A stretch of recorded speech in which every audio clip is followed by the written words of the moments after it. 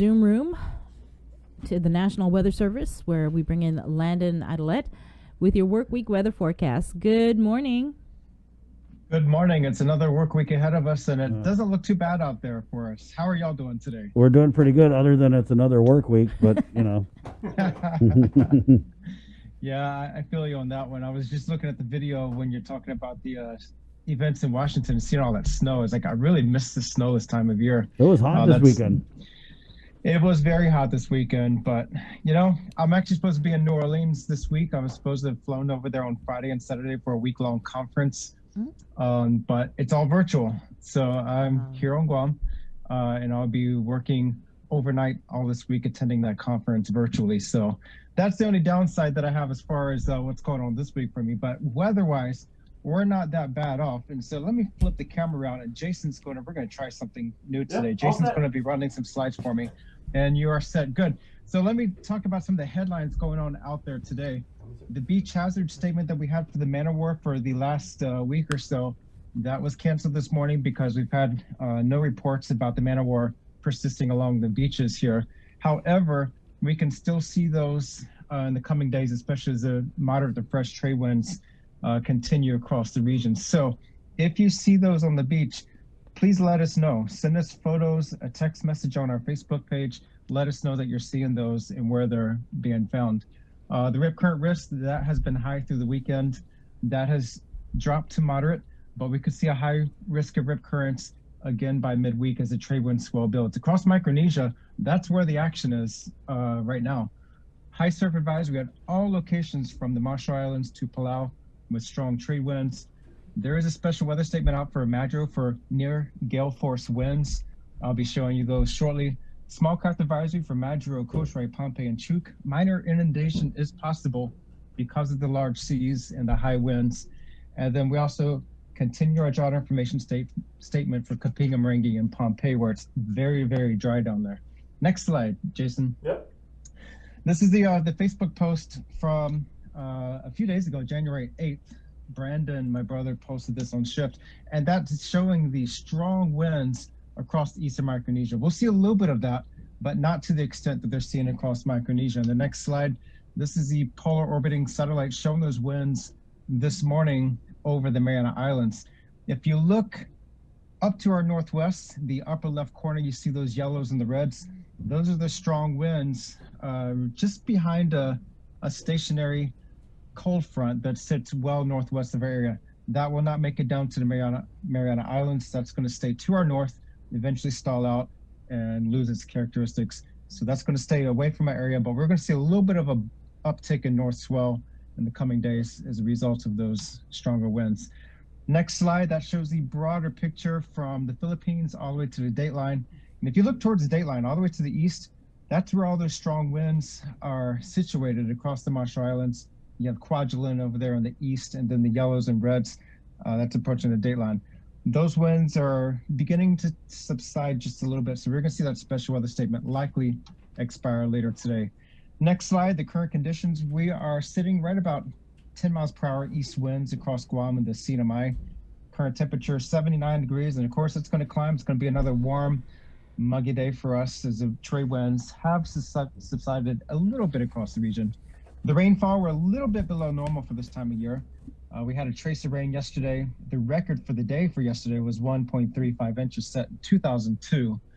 Month to date, we are at 1.25 inch, and we're again just a little bit below rainfall. Down in Micronesia again, that's where all the action's taking place. They've had over a foot of rain at both Koshrai and Pohnpei so far this month.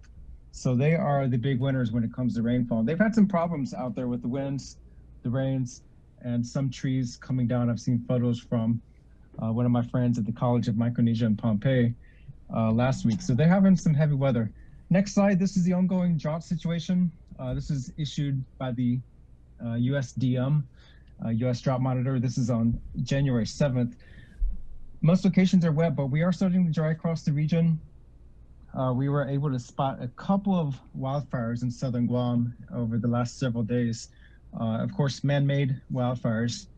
And we're going to see these trends continue as the rains stay minimal across the region as we are in dry season. So as we proceed through dry season, our fire danger will gradually increase. So please, please, please do not go out there setting any fires. And if you have any fires burning, whether it's debris or you're cooking, watch it closely, especially on the windy days.